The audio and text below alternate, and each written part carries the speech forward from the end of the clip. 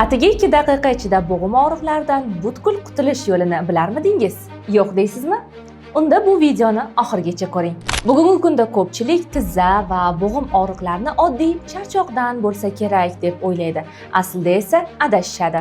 Bu artrit, grija va osteoxondrozning boshlanishi bo'lishi mumkin. Avvaliga yengil achishish, g'ichirlash bo'lishi mumkin.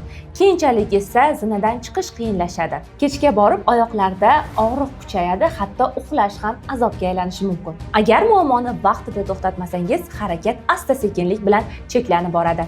Ammo buni yechimi bor. Bo'g'im og'riqlari, yallig'lanish va noqulayliklar uchun men sizga Sustav gelni tavsiya qilaman. Sustav gel og'riqni tezda kamaytirishga yordam beradi, yallig'lanishni bosadi, bo'g'im harakatchanligini tiklashga ko'maklashadi. Eng asosiysi uy sharoitida qo'llash juda ham oson. Natijasini sezish uchun uzoq kutishingiz shart emas. Agar sizda ham tizza og'rig'i, bo'g'im og'riqlari va bel og'riqlari qiynayotgan bo'lsa, hoziroq Sustav gelni sinab ko'ring. Mahsulot haqida to'liq ma'lumot olish uchun kommentariyaga plus belgisini qoldiring.